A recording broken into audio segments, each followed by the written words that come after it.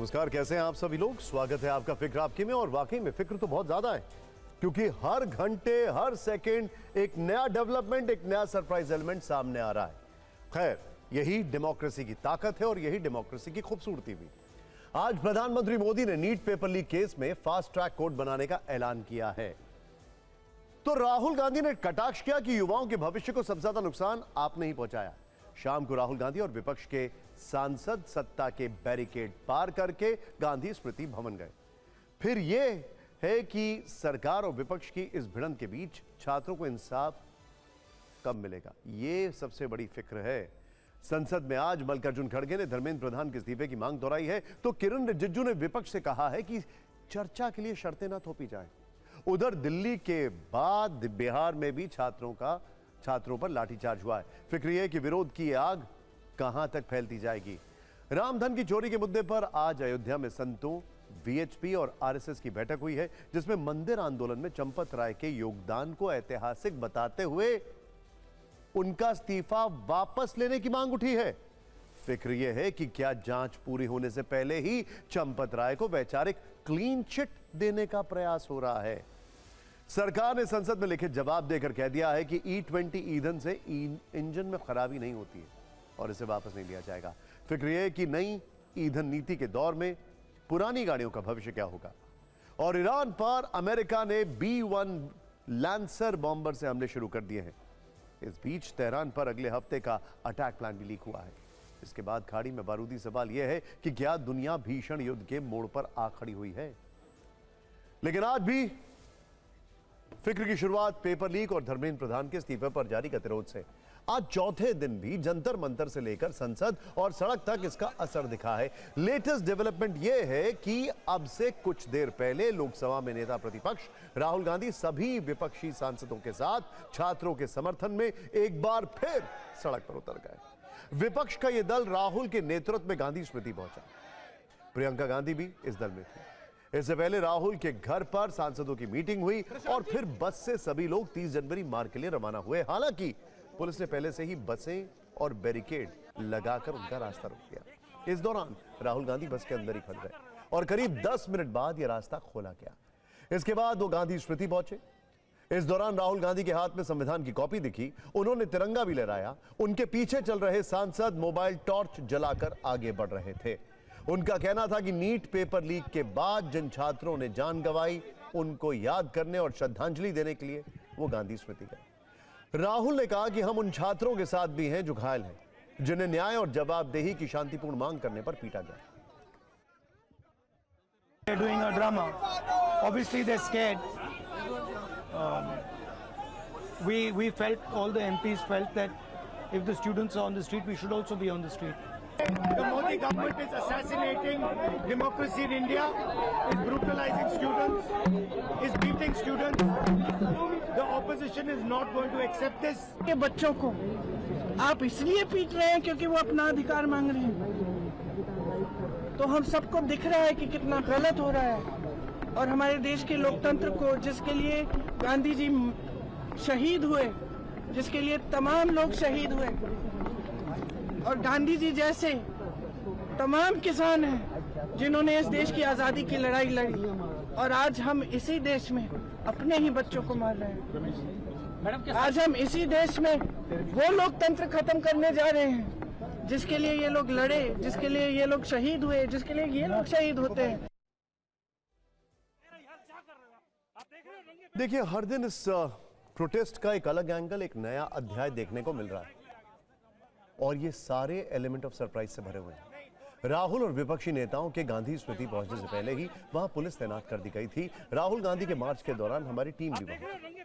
Note करने वाली बात यह भी है कि इससे पहले 21 जुलाई को राहुल, प्रियंका समेत कांग्रेस नेताओं ने पीएम हाउस पर धरना दिया था और कल बाकायदा एक प्रेजेंटेशन दिया गया और उस प्रेजेंटेशन में सजेशन भी दिया गया कि आखिर कहां गलती हुई और क्या उनकी मांगे हैं और कैसे इसको सुधारा जाए।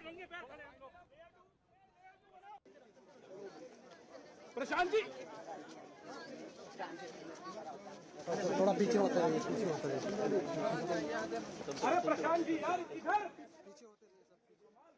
इस दौरान हमने कांग्रेस के कुछ सांसदों से भी बातचीत की है। उन्होंने साफ कहा है कि धर्मेंद्र प्रधान का इस्तीफा लिया जाए, उसके बाद ही संसद में कोई चर्चा होगी। अगर मैं सांसद तक हमारा आम जनता यहाँ तक पहुँचा दिए और कांग्रेस पार्टी हमको ये जिम्मेदारी सौंपे हैं, तो हम देश के लिए हम लड़ेंगे, भिड़ेंगे और रास्ता ढूंढेंगे। मैम, लेकिन ऐसा लग रहा है कि आप रास्ता ढूंढ तो रहे हैं पर रास्ता निकल नहीं रहा, बल्कि टसल और बढ़ती जा रही है। बढ़ने दो। हाँ।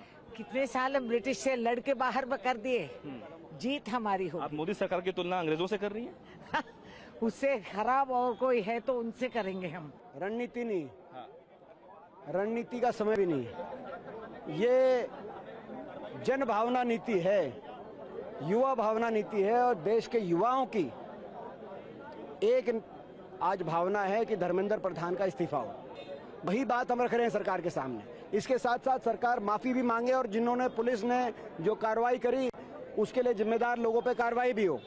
गांधी जी के जहाँ पे उनकी हत्या हुई थी, आज उनके सिद्धांतों और नीतियों की हत्या हो रही है, इसलिए यहाँ पे आए, माथा टेका, जनगणमन अधिनायक गाया, वंदे मातरम के नारे लगाए और उसके बाद यहाँ से गए। गांधी परिवार, राहुल गांधी और प्रियंका गांधी दोनों, उनके साथ सारे लोग थे। रास्ता कैसे निकलेगा राजीव सर, क्योंकि रास्ता सरकार को निकालना, सरकार छोटा सा रास्ता कुछ है ही नहीं। अगर सरकार जिद छोड़ दे तो अपने आप 2 मिनट में रास्ता निकल आएगा। अब पेपर लीक का वो अध्याय जिसमें हंगामा है, शोर है, नारेबाजी है, टकराव है, लेकिन अब तक किसी के पास शांति या समाधान का कोई फॉर्मूला नहीं है। जंतर मंतर से निकली आवाज का देशव्यापी असर दिख रहा है।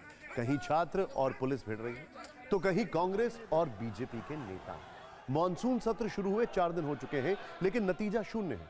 चारों दिन की कार्रवाई हंगामे की भेंट चढ़ गई है। 34 दिन से कॉकरोच जनता पार्टी धरने में डटी हुई है। मांग वही है, केंद्रीय शिक्षा मंत्री इस्तीफा कब देंगे? और अब तो बड़ा सवाल यह भी है कि आंदोलन कब खत्म होगा और आखिर संसद कब चलेगी। इंटरेस्टिंग बात क्या है, अभी तक इस आंदोलन में 3 एलिमेंट हैं। क्योंकि प्राइवेट हॉस्पिटल में एडमिट हैं, तो सोनम वांगचुक एक एलिमेंट है। शुरुआत वहां से हुई थी, बल्कि उससे पहले भी शुरुआत राहुल गांधी के गूंज कार्यक्रम से हुई थी। दूसरा एलिमेंट है कॉकरोच जनता पार्टी का धरना। तीसरा है राहुल और विपक्षी सांसदों की पोजीशनिंग और जिस तरीके से वो आगे बढ़ रहे हैं। अब इसमें एक चौथा एलिमेंट आ रहा है और वो है देश में अलग अलग जगह जो इसको लेकर अब आंदोलन शुरू हो रहे हैं। लोकसभा और राज्यसभा में कार्रवाई आज फिर बाधित हुई है। विपक्ष छात्रों की इस मांग पर अड़ा हुआ है कि पहले धर्मेंद्र प्रधान इस्तीफा दें, फिर आगे कोई चर्चा होगी। चाहे लोकसभा हो या राज्यसभा, दोनों सदन में हंगामे की तस्वीर एक जैसी थी। मतलब आप कह सकते हैं कि एकदम कॉपी पेस्ट। संसद परिसर में हंगामेदार एपिसोड के बाद जैसे ही सुबह 11 बजे दोनों सदनों की कार्रवाई शुरू हुई, एक बार फिर विपक्ष धर्मेंद्र प्रधान के इस्तीफे की मांग पर अड़ गया। उधर सरकार की तरफ से चर्चा की बात कही जाती रही, नारेबाजी दोनों तरफ से होते रही। कुछ नेता वेल में भी आ गए थे। दोनों अपनी अपनी बातों पर अड़े रहे, लेकिन समाधान नहीं निकला। हंगामे का यही दृश्य राज्यसभा में भी दिखा। कांग्रेस अध्यक्ष मल्लिकार्जुन खड़गे धर्मेंद्र प्रधान के इस्तीफे की डिमांड पर अड़े रहे। दोपहर 3 बजे जब कार्यवाही शुरू हुई तो उन्होंने कविता पढ़ना शुरू कर दिया। सच को जिंदा रखने के लिए मर जाएंगे, ये दिल ये जान सब कुर्बान कर जाएंगे। खड़गे ने कविता से विरोध का इजहार किया, जिस पर संसदीय कार्य मंत्री किरण रिजिजू भड़क गए। इससे पहले खड़गे के विरोध पर केंद्रीय मंत्री जेपी नड्डा भी आपत्ति जता चुके थे। भारी हंगामे और गतिरोध के चलते संसद रोज की तरह आज भी कल तक के लिए स्थगित हो गई।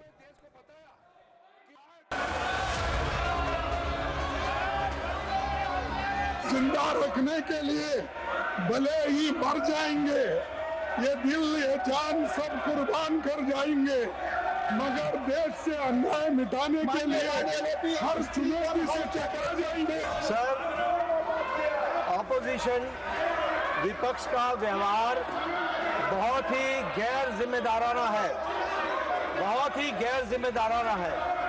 ये न चर्चा चाहते हैं, न ही हाउस को चलने देना चाहते हैं।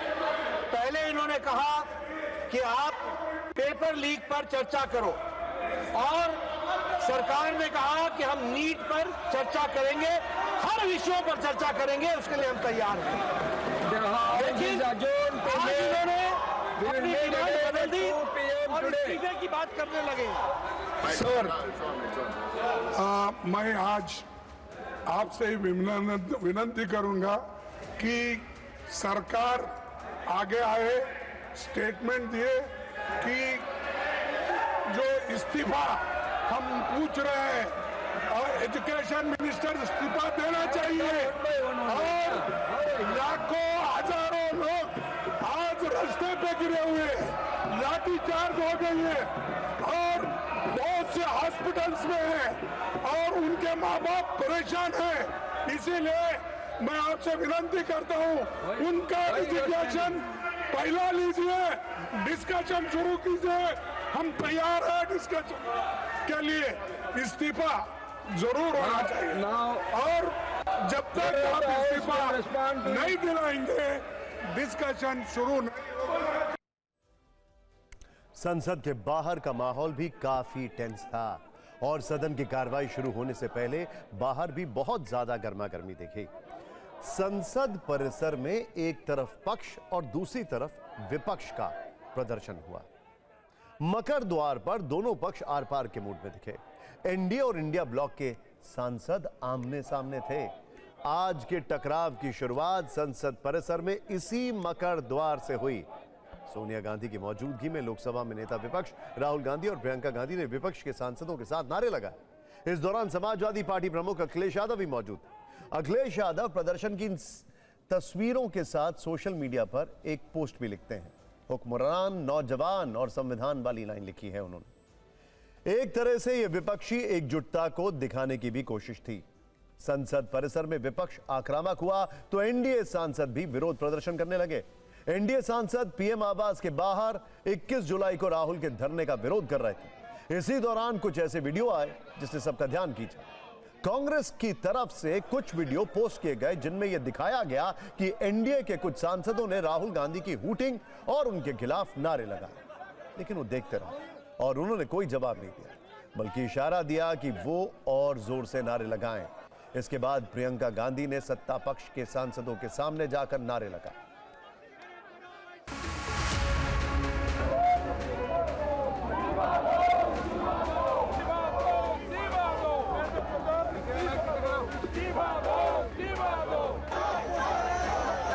इस हालात को बनाने के लिए, बच्चों को सड़क पे उतरने के लिए, लाठियां खाने के लिए अगर किसी ने मजबूर किया है या किसी ने ये वातावरण तैयार किया है, ये प्राइम मिनिस्टर ने किया है, दूसरे को किए नहीं। वो खुद ही ये स्थिति उन्होंने पैदा की है और जो आदमी वातावरण पैदा करता है वो सॉल्वेशन भी वही देना चाहिए। पहले कहते थे चर्चा कराओ, चर्चा के लिए तैयार हैं। अलग नियम के अंतर्गत कराओ, उस नियम के अंतर्गत भी तैयार हैं। लेकिन विपक्ष इसके बाद भी चर्चा नहीं करना चाहता, क्योंकि उनको पता है कि चर्चा होगी तो उनकी भी पोल खुलेगी। अकाउंटेबिलिटी किसकी है? सरकार की अकाउंटेबिलिटी थी। लगता तो ये है इनकी एबिलिटी इतनी दिखाई देती है कि जो अकाउंट भर दे वही अकाउंटेबिलिटी है इनके लिए। तो विपक्ष का व्यवहार पूर्णतः गैर जिम्मेवार है। इस बस इसलिए कि वास्तव में विपक्ष चर्चा करना ही नहीं चाहता। विपक्ष को ये लगता है कि अगर चर्चा होगी तो औंधे मुंह गिरेंगे, तो इसलिए चर्चा नहीं कराना चाहता। 20 दिन 25 दिन हो गया अभी। हाँ? संसद में हंगामा हो रहा है। आज जबान खुली, आज जबान खुली। क्या विश्वास रखे इनके ऊपर? विश्वास का कोई है कदम? पहले तो आपने कार्रवाई, फास्ट ट्रैक तुम्हारे साथ में बैठा है, उसके ऊपर कार्रवाई करो, उसके ऊपर करो। प्रधान, उसका जो धर्मेंद्र प्रधान का इस्तीफा मांगा है ना, बताओ ना कि मैंने कार्रवाई की। अभी प्रधानमंत्री तो एक तरफ ये बात कह रहे हैं और आज उनकी सरकार ने दिल्ली पुलिस कमिश्नर को नेशनल सिक्योरिटी एक्ट के तहत कमिश्नर ऑफ दिल्ली पुलिस को ये पावर दिया है कि वो 12 महीने तक डिटेंशन में बच्चों को रख सकेंगे। अब आप ये बताइए, जंतर मंतर जो प्रोटेस्ट हो रहा है वो नेशनल सिक्योरिटी का थ्रेट है क्या? पेपर लीक पर जंतर मंतर से लेकर संसद तक जो हो रहा है उसके साइड इफेक्ट्स पूरे देश में दिख रहे हैं। सड़कों पर हंगामा हो रहा है। बिहार हो या बंगाल, झारखंड हो या महाराष्ट्र, देश के कई राज्यों से ऐसे ही टकराव की खबरें आ रही हैं, वीडियो सामने आ रहे हैं। अब जो तस्वीर आप देख रहे हैं, यह तस्वीर बिहार के कटिहार जिले की, जहां डीएम दफ्तर तक आक्रोशित छात्र पहुंच गए, गेट तोड़ने की कोशिश की। पुलिस ने रोका तो प्रदर्शनकारी पुलिस वालों से ही उलझ गए। देखते ही देखते धक्का मुक्की शुरू हो गई और हालात बेकाबू होने लगे। पुलिस ने भीड़ को तितर बितर करने के लिए लाठीचार्ज कर दिया। लाठीचार्ज के बाद प्रदर्शन और उग्र हो गया और फिर ईंट पत्थर चलने लगे। बिहार से लगे झारखंड में भी पेपर लीक पर गुस्से की आग सुलग रही है। हालांकि यह गुस्सा राजनीतिक है। रांची में पुलिस की बैरिकेडिंग को तोड़कर कांग्रेस और बीजेपी के नेता एक दूसरे से भिड़ गए। एक दूसरे पर लाठी डंडे, ईंट, अंडे और पानी की बोतलें फेंकने लगे। इस तरह के हालात बंगाल में भी दिखे। कोलकाता में छात्र सड़कों पर उतर आए। पार्क सर्कस इलाके में उन्होंने प्रदर्शन किया। हालांकि यहां से झड़प या हिंसा जैसी तस्वीरें नहीं आई। चंडीगढ़ में पीएम आवास पर राहुल गांधी के धरने के खिलाफ बीजेपी नेताओं और कार्यकर्ताओं ने प्रोटेस्ट किया। दोनों दल के कार्यकर्ताओं का आमना सामना हुआ।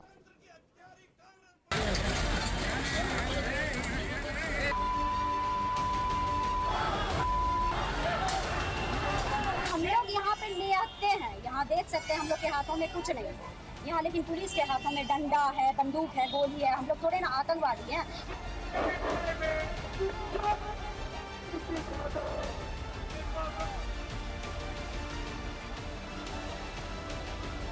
ऐसे सारे व्यक्ति दोनों साइड से जो भी इस तरीके से कुछ कर रहे थे उनको हमने डिटेन कर लिया है।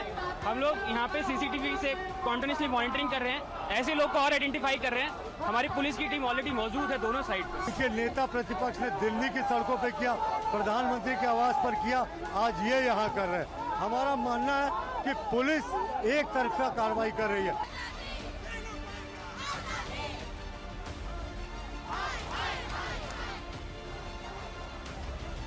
हम लोग स्टूडेंट है, किसी से नहीं डरते, डरने वाले में से नहीं है। जितना दिन खून हमारे दिल में है, हम लड़ाई संघर्ष करेंगे, करते रहेंगे।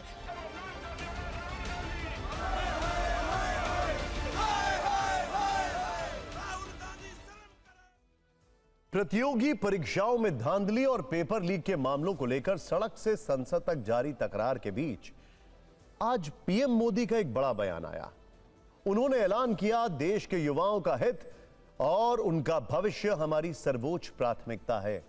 पेपर लीक के सभी मामलों में दोषियों को जल्द से जल्द कठोर दंड देने के लिए और केस के त्वरित निस्तारण के लिए फास्ट ट्रैक अदालतों का गठन किया जाएगा।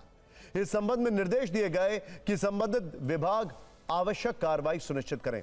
विद्यार्थियों के हितों को सुरक्षित करने के लिए सरकार द्वारा लिए जा रहे निर्णयों की श्रृंखला में यह महत्वपूर्ण कदम है। युवाओं के भविष्य के साथ खिलवाड़ करने वाले किसी भी व्यक्ति को बख्शा नहीं जाएगा।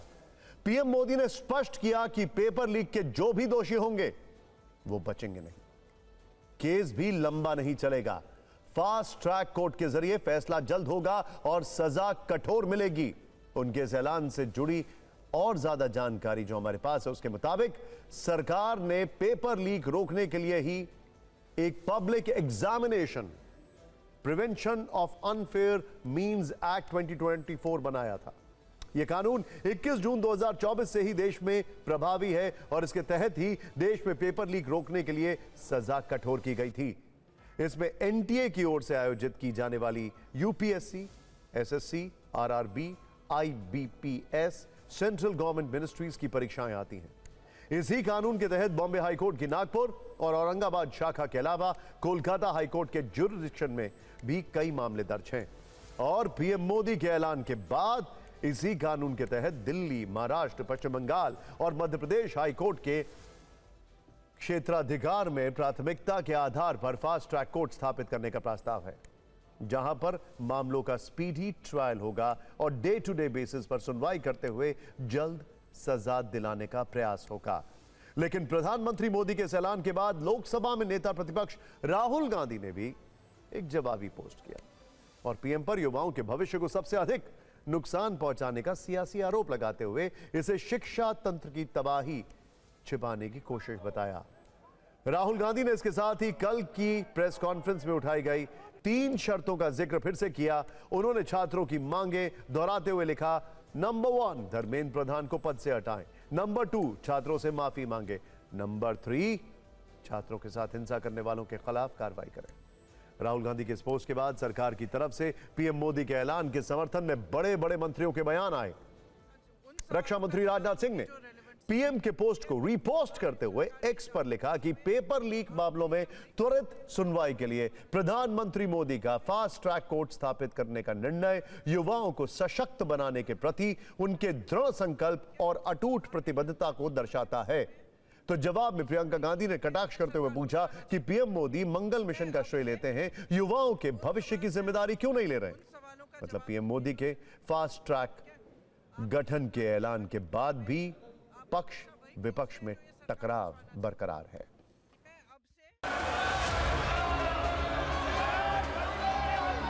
आज आदरणीय प्रधानमंत्री नरेंद्र मोदी जी ने भी बहुत कड़े कदम उठाते हुए देश को बताया कि जुडिशियल फास्ट ट्रैक कोर्ट भी बनाने के लिए, ताकि कोई भी देश में पेपर लीक का घटना होता है तो कड़ी से कड़ी सजा दिया जाए और जल्द से जल्द दिया जाए।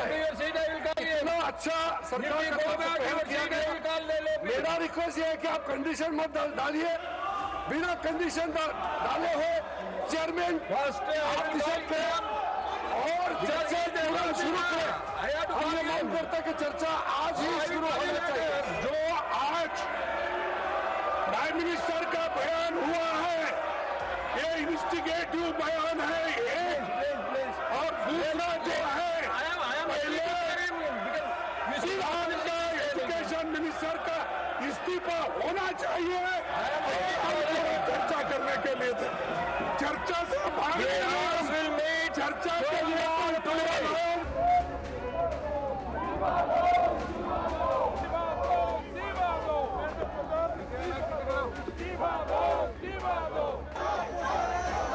हम हर विषय की जांच के लिए तैयार हैं। फास्ट ट्रैक कोर्ट लाएंगे ताकि जो लोग भी इसके अपराधी हैं, जो लोग भी दोषी हैं, उनको कार्रवाई हो, और हम ये सुनिश्चित करेंगे कि हम किसी भी दोषी को बख्शा नहीं जाए। और नरेंद्र मोदी जी जब संकल्प लेते हैं तो देश की जानता है, दुनिया जानती है कि नरेंद्र मोदी का संकल्प का मतलब होता है उसको सिद्धि तक पहुंचाना। He takes credit for going to Mars. He takes credit, doesn't he? So now's the time for him to take responsibility. प्रधानमंत्री जी आए ही नहीं है सदन में। इतनी बड़ी, मतलब इतना बड़ा आंदोलन चल रहा है, पूरा देश का यूथ बाहर है, प्रधानमंत्री जी सदन में नहीं आए हैं। अब आपको छात्र आंदोलन खत्म कराने के लिए सरकार का प्रयास और उस पर आया सीजेपी का जवाब भी बताते हैं। सरकार की तरफ से बातचीत के लिए 2 चेहरे इस वक्त सबसे ज्यादा चर्चा में हैं। एक है केंद्रीय मंत्री जेपी नड्डा और दूसरे हैं केंद्रीय मंत्री जितेंद्र सिंह, जिन्होंने राहुल गांधी के धरने में पहुंचकर वहां उनसे बात भी की थी। आज उन्हीं जितेंद्र सिंह ने गृह मंत्री अमित शाह से मुलाकात की, नीट पेपर लीक मामले में आगे की रणनीति पर चर्चा की। यह मुलाकात गृह मंत्री के आवास पर हुई। इसके बाद जितेंद्र सिंह ने एक पोस्ट किया और लिखा कि सरकार ने कल दोपहर से लेकर अब तक सीजेपी के प्रतिनिधियों के साथ बातचीत करने के लिए कुल 4 फॉर्मल प्रपोजल भेजे हैं। सरकार उनकी सुविधा के अनुसार किसी भी समय सभी मुद्दों पर बातचीत के लिए तैयार है। जबकि जेपी नड्डा ने बयान दिया कि हां, हम बातचीत के लिए तैयार हैं, सीजेपी के प्रतिनिधि हमारे निवास या हमारे मंत्रालय में आए। लेकिन सीजेपी की तरफ से जो जवाब आया है वो सरकार की उम्मीदों पर पानी फेरने जैसा था। सीजेपी के फाउंडर अभिजीत दीपके ने कहा कि हम जब तक कि धर्मेंद्र प्रधान का इस्तीफा नहीं हो जाता तब तक आंदोलन जारी रहेगा। सवाल यह है कि दोनों पक्षों के बीच आखिर यह गतिरोध क्यों नहीं टूट रहा है। दरअसल सरकार चाहती है कि सीजेपी के प्रतिनिधियों के साथ बैठक जेपी नड्डा के घर पर या फिर मंत्रालय में हो, जबकि सीजेपी सरकार को जंतर मंतर पर या फिर दूसरी न्यूट्रल लोकेशंस पर बुलाकर यह बैठक चाहती है। यानी बैठक के स्थान को लेकर ही डेडलॉक बना हुआ है। वहीं उस मुद्दे पर संसद में चल रहे दूसरे डेडलॉक को खत्म करने के लिए भी सरकार विपक्षी दलों के फ्लोर लीडर से बातचीत कर रही है। जल्द ही केंद्र सरकार फ्लोर लीडर्स की एक बैठक बुला सकती है। सरकार किसी भी तरह से संसद में बना हुआ यह गतिरोध खत्म कराना चाहती है। इसी वजह से आज गृह मंत्री अमित शाह, संसदीय कार्य मंत्री किरण रिजिजू दोनों ने स्पीकर से जाकर मुलाकात की थी। और आगे की रणनीति पर चर्चा की थी।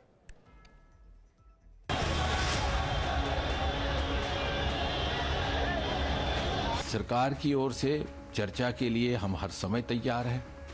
सरकार के दरवाजे खुले हैं। जहां भी आप कहें, चाहे आप रेजिडेंस पर कहें नड्डा जी की, तो वहां भी चर्चा हो सकती है।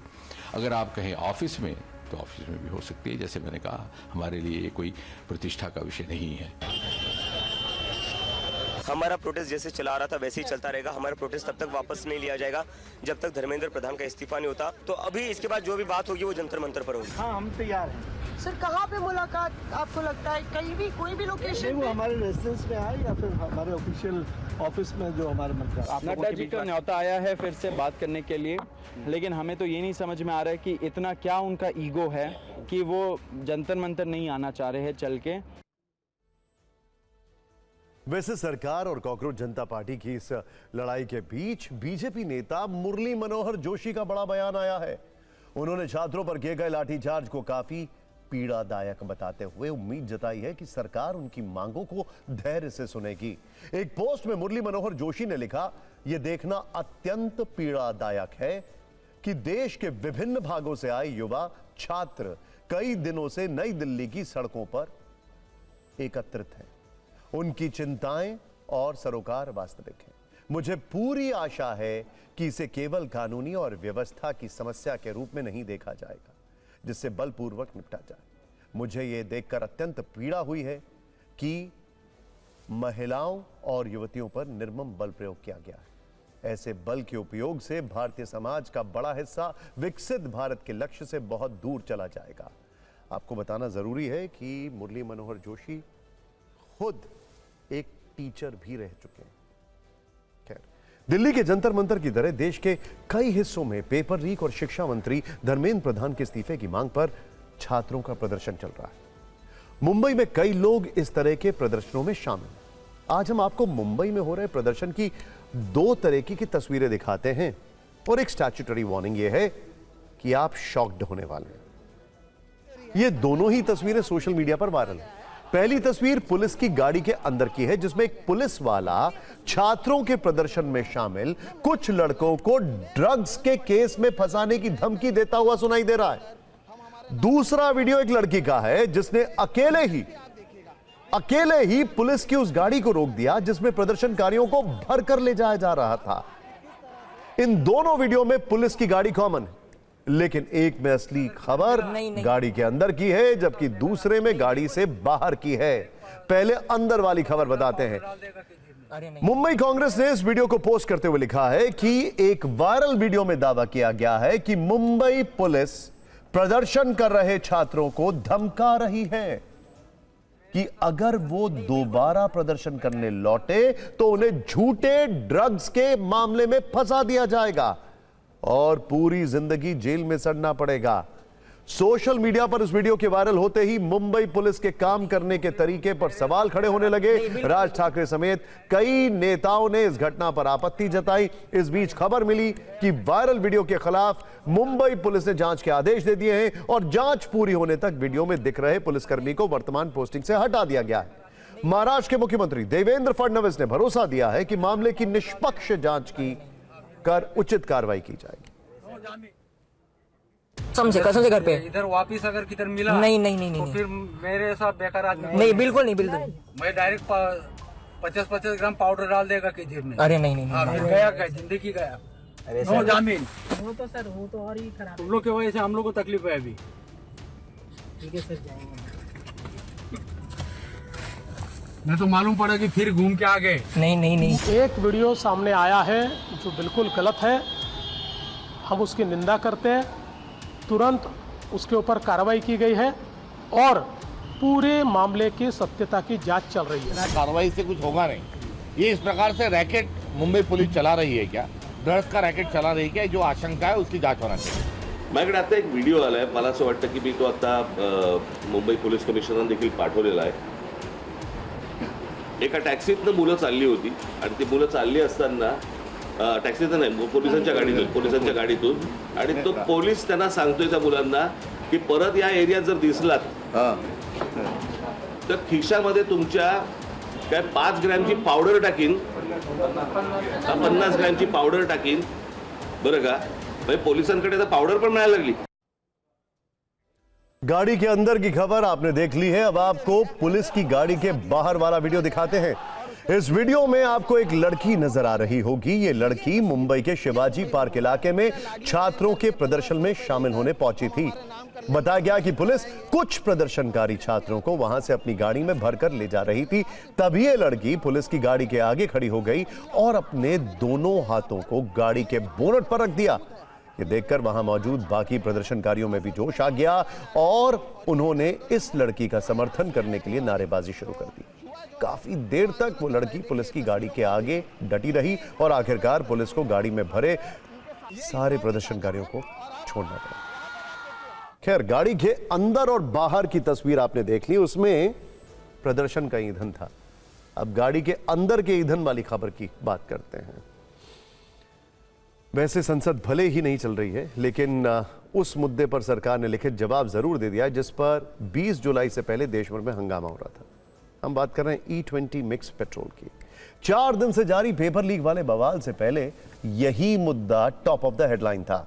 E20 ही विमर्श के केंद्र में था और देश भर में इसी पर सवाल हो रहे थे, जिस पर केंद्रीय पेट्रोलियम और प्राकृतिक गैस राज्य मंत्री सुरेश गोपी ने संसद में लिखित जवाब दिया. सरकार ने कहा है कि E20 सुरक्षित, स्वच्छ और तकनीकी रूप से उन्नत ईंधन है. बिना एथेनॉल वाले पेट्रोल पर वापसी नहीं होगी. यहां तक कि E10 पर भी लौटने का कोई प्रस्ताव नहीं है. यह स्पष्ट किया गया है कि सरकार की नीति श्रेष्ठ और बेहतर तकनीक की ओर बढ़ने की है. सरकार ने बताया कि 2025-26 में पेट्रोल में 20% एथेनॉल मिश्रण का लक्ष्य हासिल कर लिया है. अपने लिखित जवाब में पेट्रोलियम मंत्रालय ने कुछ आंकड़े भी दिए. यह बताया कि E20 ईंधन कैसे सभी वाहनों के लिए अनुकूल है. सरकार के मुताबिक भारत ने अपने निर्धारित समय से 5 साल पहले ही 20% एथेनॉल ब्लेंडिंग का लक्ष्य हासिल कर लिया है. 2022-23 में पेट्रोल में औसत एथेनॉल मिश्रण 12% था. 2023-24 में इसे बढ़ाकर 14.6% किया गया.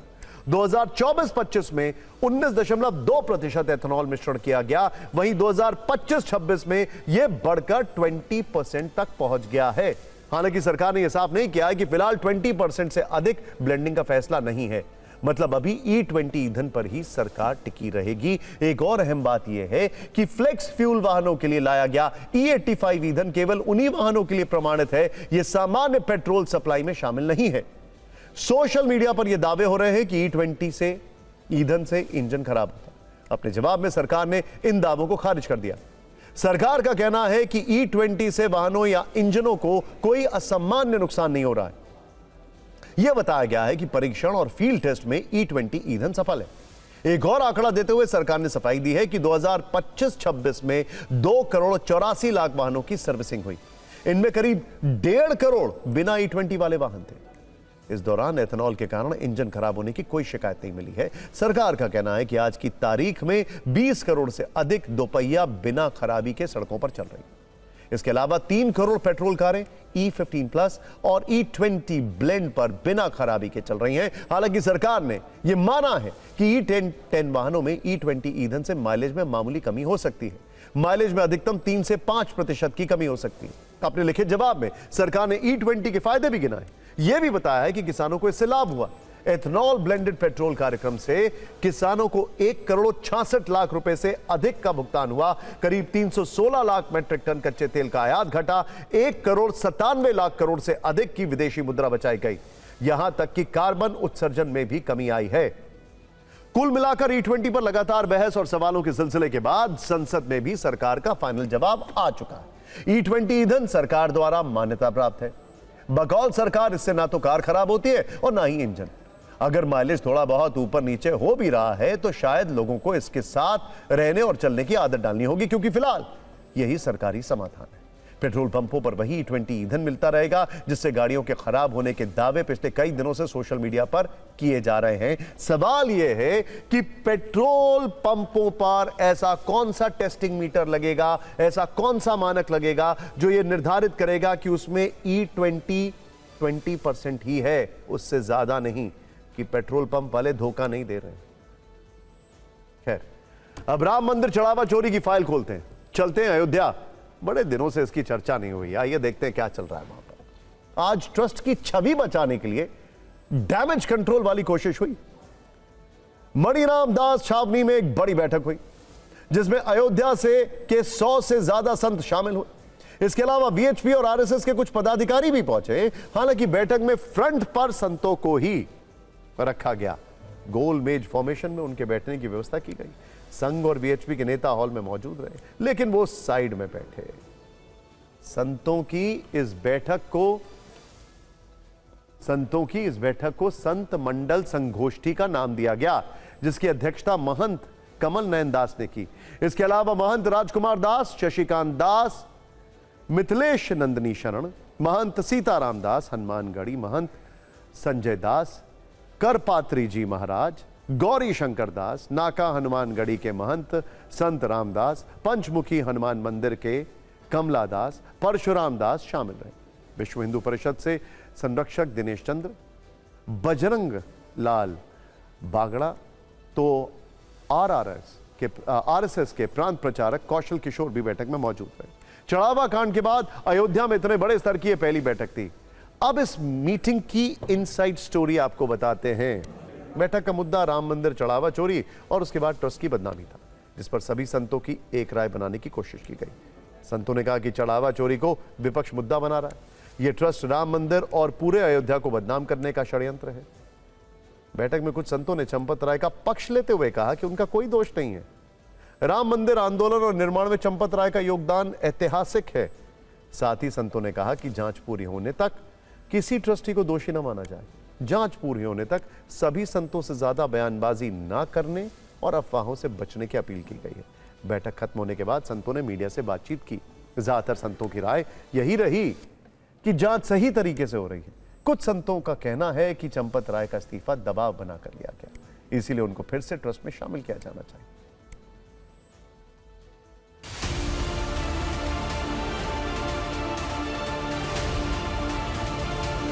अनिल मिश्रा तो कोई संगठन में इतना काम किए नहीं और उन्हीं की गलती थी जो सभी हुआ। वो अनिल मिश्रा जी अगर संतों के साथ बैठक करके अच्छे लोगों का चयन करते, उनका वेरिफिकेशन नहीं हुआ। पहला नंबर, जो पुलिस की रिपोर्ट उसमें नाम तो है, पिता का नाम नहीं मालूम, ऐसा कैसे हुआ? उन्होंने ये विश्वास व्यक्त किया है कि प्रभु श्री राम इसको न्याय संगत जो भी कुछ हुआ है, अपराधी को सजा मिलेगी और जो निरपराध है वो पुनः निष्पक्ष होकर के निरपराध साबित होकर समाज में अपनी सेवा पुनः देंगे। चंपत राय जी की भूमिका में संतों ने अपनी मोहर लगाई है कि वो निर्दोष हैं, लेकिन जिस तरह की चोरी का मामला सामने आया है उससे संत समाज आहत भी है। कहीं ना कहीं संतों को किनारे करने से अयोध्या की छवि धूमिल हुई। समझ चोरी हुई है, गलती हुई है और डैमेज हुआ है। इस डैमेज को हम कंट्रोल नहीं कर पा रहे हैं। लेकिन जिस तरीके से सारे संत एक तरफ से एक ही पक्ष पर बात करें, आपको लगता है कि इसमें कुछ निष्कर्ष निकलेगा? कोई निष्कर्ष नहीं निकलेगा। हमारा कहना यह है कि ये ट्रस्ट भ्रष्ट हो चुका। अब भ्रष्ट ट्रस्ट को चलाए रखना ये जनता के साथ अन्याय है, इसलिए पूरे ट्रस्ट को हटाया जाना चाहिए। और किसकी छवि कैसी है, कौन दोषी है, कौन दोषी नहीं है, यह फैसला तो कोर्ट ही करेगी। जांच में जो दोषी होगा उसे सजा मिलेगी। संतों में भी इस पर एक राय है, लेकिन सवाल करोड़ों श्रद्धालुओं और राम भक्तों की आस्था का है। आज राम मंदिर ट्रस्ट यानी भरोसे पर माथापच्ची चल रही है, लेकिन जब राम धन की खुलेआम लूट हो रही थी, आस्था को कुचला जा रहा था, उस वक्त अगर खुलकर आवाज उठाई जाती तो आज डैमेज कंट्रोल की नौबत ही नहीं आती। खैर, अब फिक्र में बात करते हैं आसमान से बरस रही मूसलाधार आफत की। असम से लेकर गुजरात तक कुदरत के सब्र का बांध टूट रहा है। लगातार बारिश के बाद बाढ़ के ऐसे हालात बन रहे हैं जिसके आगे इंसान बेबस है। ऐसी तस्वीरें गुजरात और असम से आ रही हैं। ये वीडियो गुजरात के वलसाड का है, जहां लगातार हो रही तेज बारिश से कई फीट पानी जमा हो गया है। जहां सैलाब से रिहायशी इलाके डूब चुके, घरों के ग्राउंड फ्लोर पूरी तरह पानी में डूबे हुए हैं। यही हाल वलसाड में बाजार का भी है, जहां दुकानें पानी में डूबी हुई हैं। ये नौबत तब आई जब लगातार हो रही बारिश से औरंगा नदी में पानी बढ़ गया। गुजरात के वापी के पौष इलाके में सड़कें पानी में डूब गई। रिहायशी इलाके में खड़ी कई कारें बारिश के पानी में डूब गई। यही हालात नवसारी में है, जहां 3 दिन से हो रही बारिश के बाद हालात बेहाल हैं। कावेरी और अंबिका नदी का जलस्तर बढ़ने से लोगों की परेशानी बढ़ गई। कई फीट जमा पानी में मंदिरों के सिर्फ शिखर ही नजर आ रहे। नदी किनारे बसे घर भी पानी में डूबे हुए हैं। असम में तो बाढ़ जानलेवा हो चुकी है। बाढ़ की वजह से 41 लोगों की मौत हो चुकी है। असम में बाढ़ की वजह से 25 जिलों में 9 लाख लोग प्रभावित हैं।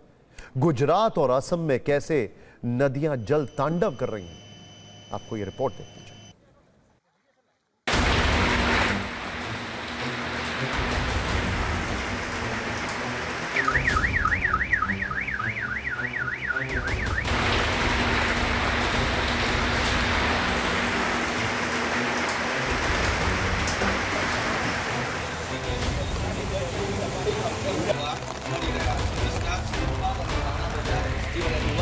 आप જોઈ શકો છો।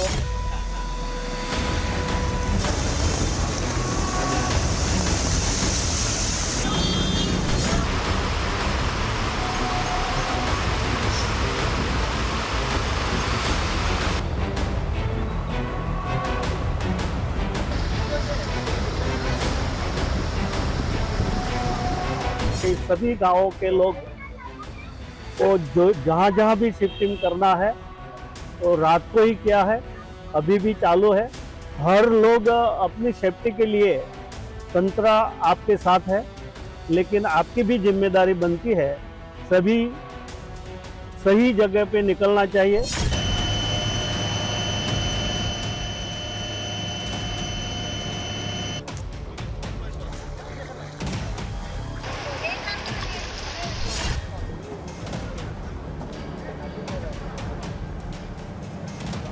पानी में तो पूरा शिवसागर डूब गया है। एक भी वार्ड खाली नहीं है, 2 वार्ड खाली बसा हुआ है, सब वार्ड में पानी घुस गया है।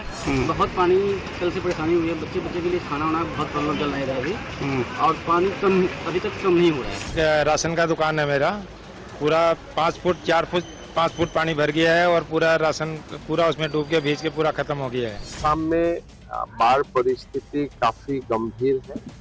सरकार जो भी कुछ हम लोग का साधन का अनुसार हम लोगों को जैसे भी हो राहत और पुनर्वास के लिए हम लोग काम करेगा।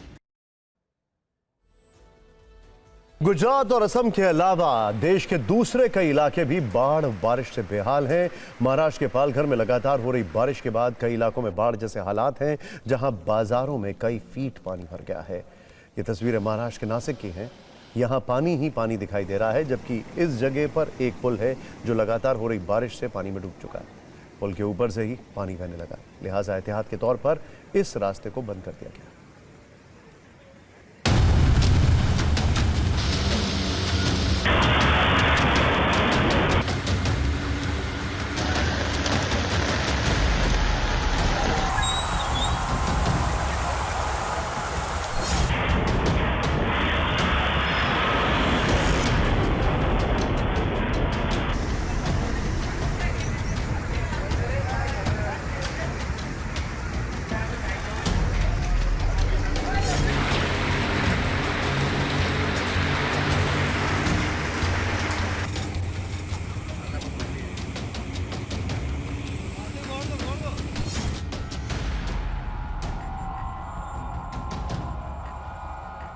शासन ने पिछली बार भी बोला था अभी हम पानी की निकासी की व्यवस्था करेंगे। अब की बार उससे लेके साल हो गया, अभी तक कोई व्यवस्था नहीं हुई है।